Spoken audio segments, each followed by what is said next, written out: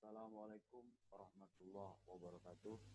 Baiklah sahabat-sahabat ASM semuanya, pada hari ini saya akan menyampaikan overview dari pembelajaran kita yang sudah kita pahami dari Bapak Pelatih Puskesmas KDOD tahun 2020. Pada kesempatan yang berbahagia ini, topik yang kita bicarakan adalah manajemen ASN. Seperti apa sebenarnya manajemen ASN?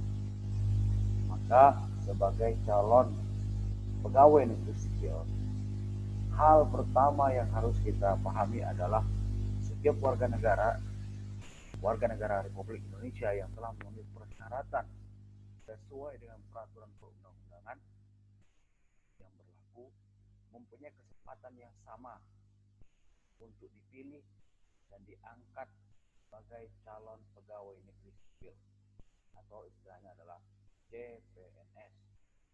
Maka seperti yang sudah kami alami, seperti yang sudah kita alami, prosesnya ini proses yang cukup panjang, di mana ia mesti warga negara Indonesia memenuhi persyaratan, kemudian uh, serta harus mengikuti tes CPNS dalam kondisi memenuhi passing grade, lalu ia akan berada pada level CPNS kalau memang nantinya ia lulus berdasarkan tes-tes yang diberikan oleh panitia terhadap peserta. Kemudian dilakukan yang namanya adalah pelatihan dasar CPNS. Kemudian setelah lulus nanti pada pelatihan dasar CPNS, maka akan diangkat menjadi PNS 100%. Tentu pengangkatan calon pegawai negeri sipil ini sesuai dengan golongannya, sesuai dengan pendidikannya juga, dan tingkatan dalam kepegawaian itu juga memiliki tahapan-tahapan. Ada juru muda, juru, pengatur muda tingkat 1, pengatur, penata muda tingkat 1, dan juga penata. Lalu seperti apa sebenarnya fungsi, tugas, dan peran daripada ASN itu? Maka pegawai ASN itu berfungsi sebagai pelaksana kebijakan publik, pelayanan publik, dan perekat dan pemersatu bangsa.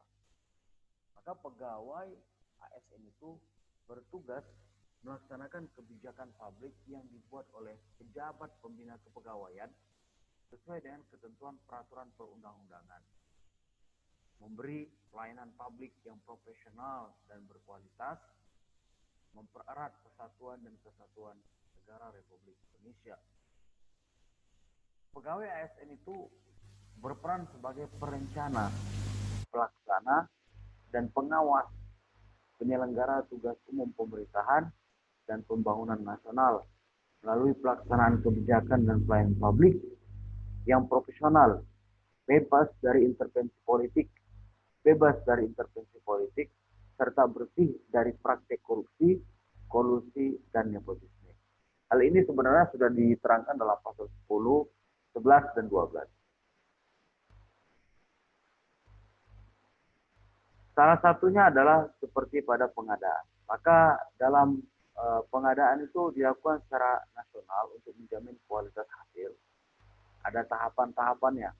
Ada tahapan perencanaan, pengumuman lowongan, lamaran, seleksi dan pengumuman hasil seleksi, kemudian pengadaan, pengangkatan, dan masa percobaan CPNS. Maka tahapan-tahapan ini dilalui oleh peserta agar apa? Agar ia mampu memenuhi standar daripada calon pegawai negeri sipil. Maka pengangkatan CPNS menjadi PNS itu harus pertama adalah lulus pelatihan dasar ataupun CPNS. Dalam istilah lainnya itu disebut sebagai prajabatan. Kemudian ia juga harus sehat jasmani dan rohani. Hak dan kewajiban yang diberikan kepada pegawai negeri sipil itu berdasarkan pasal 92 Undang-Undang ASN. Pemerintah wajib memberikan perlindungan berupa jaminan kesehatan, jaminan kecelakaan kerja, jaminan kematian, kemudian bantuan hukum. Hak dan kewajiban PNS, ya, hak dan kewajiban PNS itu juga dilihat dari PNS berhak memperoleh apa yang diperoleh. Ya, jelas dia berhak memperoleh yang namanya gaji dan tunjangan, termasuk juga fasilitas. Seorang PNS berhak mendapatkan cuti, jaminan pensiun, dan jaminan hari tua, perlindungan, dan pengembangan kompetensi. Jadi PNS itu mendapatkan beberapa poin. Itu tadi ada gaji, ada tunjangan, ada fasilitas. Kemudian ada cuti, jaminan pensiun, dan jaminan hari tua, perlindungan, dan pengembangan kompetensi. Sedangkan P3K itu berhak memperoleh gaji dan tunjangan, ya, gaji dan tunjangan. Sementara fasilitas ditiadain. Cuti sama, ya, PNS dapat, P3K juga. Perlindungan diberikan, pengembangan kompetensi juga diberikan. Lalu seperti apa sebenarnya manajemen ASN itu? Manajemen ASN itu yaitu manajemen pegawai negeri sipil adalah pengelolaan pegawai negeri sipil untuk menghasilkan pegawai negeri sipil yang profesional, memiliki nilai dasar, etika profesi, bebas dari intervensi politik, bebas dari intervensi politik, bersih dari praktek korupsi, kolusi, dan nepotisme.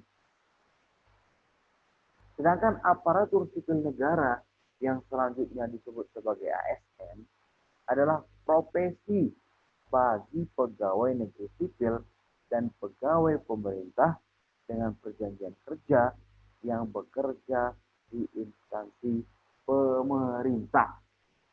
Ya. Makanya harus kita pahami bersama tentang manajemen ASN. Lalu seperti apa manajemen ASN-nya untuk kompetensi teknis? Kompetensi teknisnya adalah pengetahuan, keterampilan, sikap ataupun perilaku yang dapat diamati, diukur, dikembangkan yang spesifik berkaitan dengan bidang teknis jabatan. Kompetensi manajerialnya adalah pengetahuan, keterampilan, sikap atau perilaku yang dapat diamati, diukur, dikembangkan untuk memimpin dan atau untuk mengelola unit organisasi. Sedangkan kompetensi sosial kulturalnya adalah pengetahuan, keterampilan, dan sikap perilaku yang dapat diamati, diukur, dan dikembangkan terkait dengan pengalaman bersosialisasi dengan masyarakat majemuk dalam hal agama, dalam hal suku dan budaya, perilaku, wawasan kebangsaan, etika, nilai-nilai normal, emosi, dan prinsip yang harus dipenuhi oleh setiap pemegang jabatan untuk memperoleh hasil kerja sesuai dengan peran, fungsi, dan jabatan itu. Lalu yang tidak kalah pentingnya adalah di dalam manajemen ASN ini ada namanya sistem merit. Sistem merit itu adalah kebijakan dan manajemen ASN yang berdasarkan pada kualifikasi, kompetensi, dan kinerja secara adil dan wajar dengan tanpa membedakan latar belakang politik, latar belakang ras, warna kulit, agama, asal usul, jenis kelamin, status pernikahan, umur, atau kondisi kecacatan. Di mana pengisian JPT secara terbuka yang selanjutnya disebut sebagai seleksi terbuka adalah proses pengisian JPT dilakukan melalui kompetensi secara terbuka. Banyak sekali sebenarnya manajemen ASN ini ada namanya penyusunan dan penetapan kebutuhan, pengadaan pangkat dan jabatan, pengembangan karir, pola karir, promosi, mutasi, penilaian kinerja, penggajian atau tunjangan, menghargai, disiplin, pemberhentian, jaminan pensiun dan hari tua, dan perlindungan. Itu yang diberikan negara kepada ASN ataupun PNS itu. Namun, apa kewajiban PNS? Berdasarkan peraturan pemerintah nomor 53 tahun 2020 tentang disiplin, di situ sangat jelas sekali. Ada kedisiplinan yang memang harus kita tunggu, dan ada juga kedisiplinan yang sebenarnya ini menjadi PR kita, mengucapkan sumpah atau janji PNS, mengucapkan sumpah atau jabatan, tidak taat pada undang-undang, kemudian pada Pancasila, Undang-Undang 1945, KRI dan pemerintahan, menaati segala ketentuan peraturan perundang-undangan, begitu seterusnya nanti sampai menaati peraturan kedinasan ditetapkan oleh pejabat yang berwenang. Lalu seperti apa hal-hal yang dilarang oleh PNS itu? Adalah dengan segala ketentuan yang tidak boleh dilanggar dan wajib dihindari oleh setiap PNS. Itu pertama yang sering terjadi, mudah-mudahan tidak terjadi bagi kita. Setiap PNS itu dilarang menyalahgunakan wewenang, menjaga perantara untuk mendapatkan keuntungan pribadi dan atau orang lain dengan menggunakan kewenangan orang lain tanpa izin pemerintah, menjadi pegawai atau bekerja untuk negara lain atau lembaga atau organisasi internasional, bekerja pada perusahaan-perusahaan asing, konsultasi asing, atau lembaga swadaya masyarakat. Bagaimana sebenarnya mereka memecahkan suatu problem? Memiliki, menjual, beli, mengabaikan, menggadaikan, dan seterusnya, sampai memang ada 17. Mohon maaf, ada 15. Memberikan dukungan kepada calon pegawai daerah atau calon atau wakil kepala daerah dengan cara terlibat dalam kegiatan kampanye, mendukung calon kepala daerah atau wakil kepala daerah, menggunakan fasilitas yang terkait dengan jabatan dalam kegiatan kampanye. Begitu seterusnya, hal-hal yang dilarang oleh seorang ASN. Maka kita sebagai calon pegawai negeri sipil harus memiliki diary, juga harus sering mengupdate undang-undang terbaru dari pemerintah, karena kita adalah bagian daripada pemerintah. Ya, semoga bermanfaat. Terima kasih atas segala perhatian. Assalamualaikum warahmatullahi wabarakatuh.